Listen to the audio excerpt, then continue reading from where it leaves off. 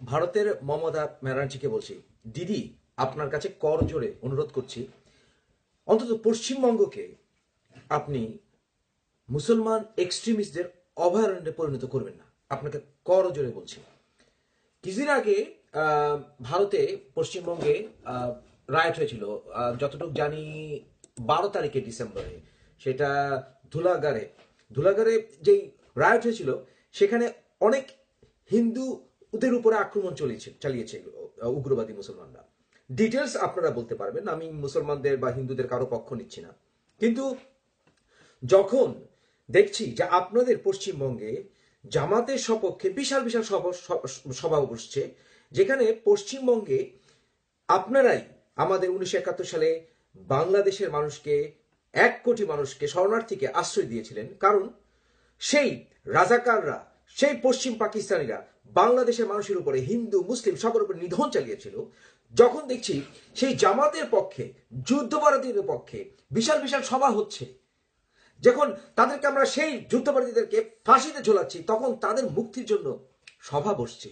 যখন বিভিন্ন স্কুলে নবী দিবস পালন করার নামে ইসলামী শাসন কায়েম করার কথা বলা হচ্ছে, তখন তো আমরা অন্তত আপনাদের প্রতিবেশী হয়ে, বাঙালি হয়ে সেটা মেনে নিতে পারি না। আমাদের এই বৃহত্তর বাংলায় অবশ্যই ধর্ম নিরপেক্ষতা থাকতে হবে, কিন্তু আমি বলছি ধর্মহীনতা। কিন্তু ধর্মর অধিকারের নামে যে ইসলামিস্ট মুভমেন্ট চলছে, সেটাকে কিন্তু অস্বীকার করা যায় না। পশ্চিমবঙ্গে বরাবরই সেই কলকাতা বয়েজ, সেই বেঙ্গল রেনেসা থেকে শুরু করে আমরা কিন্তু বরাবরই ধর্মান্ধতার বিরুদ্ধে বাঙালিরা দাঁড়িয়েছিলাম।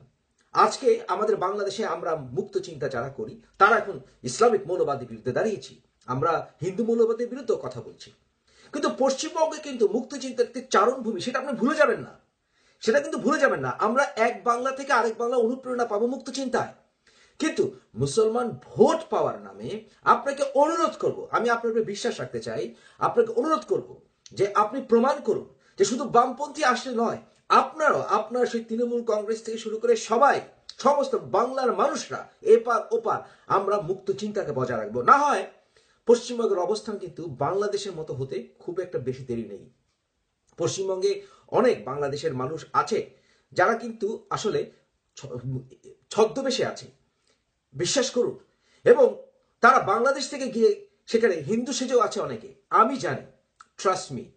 এবং এটাও সত্য যে পশ্চিমবঙ্গে কিন্তু এখন বিভিন্ন জায়গায় মুসলমানদের কনসেন্ট্রেশন হয়ে গেছে। আপনি বলতে পারেন সেটা কি আসলে জেনোফোবিয়া কিনা? না, না, মোটেই না। ভয়ের কারণ আছে, কারণ আজকে আমরা বাংলাদেশে মুক্তচিন্তা মানুষরা থাকতেই পারি না। ভারতেও মুক্তচিন্তা মানুষরা নাজেহাল হয়েছে, আমি সেটা বলবো না, কিন্তু সেটার সংখ্যা খুবই কম। পশ্চিমবঙ্গে তো নেই বললেই চলে। পশ্চিমবঙ্গকে শ্রদ্ধা করতে চাই, কারণ পশ্চিমবঙ্গ একটি আদর্শ রাষ্ট্রে পরিণত হতে পারে, যেখানে কিনা এই পশ্চিমবঙ্গ সরকার প্রমাণ করতে পারে যে মুক্ত চিন্তা বজায় আছে এবং থাকবে, এবং সেখানে ধর্মকর্ম মানুষ করবে, কিন্তু ধর্মকর্ম করার নামে মানুষ মানুষকে চাপিয়ে দেবে না। কিন্তু ইসলামকে যদি আপনি সামান্যতম এক্সট্রা প্রিভিলেজ দেন, যেমন বাংলাদেশে খালেদা জিয়া দিয়েছেন আনফর্চুনেটলি জামাতকে সঙ্গে নিয়ে, আপনি যদি সেই ভোট পাওয়ার রাজনীতি করেন, আপনার যেই সংগ্রামী জীবন তা কিন্তু কলুষিত হবে। এর দায় দায়িত্ব কিন্তু আপনি এড়াতে পারবেন না। সুতরাং আপনাকে অনুরোধ করছি, পশ্চিমবঙ্গে অন্তত মুসলমানদেরকে রক্ষা নেবে, কারণ আমি নিজে মুসলমানদেরকে ভালোবাসি, আমি হিন্দুদেরকে ভালোবাসি, কিন্তু মুসলমানদের স্বার্থ রক্ষা করার নামে ইসলামিস্ট মুভমেন্টকে দয়া করে প্রশ্রয় দেবেন না।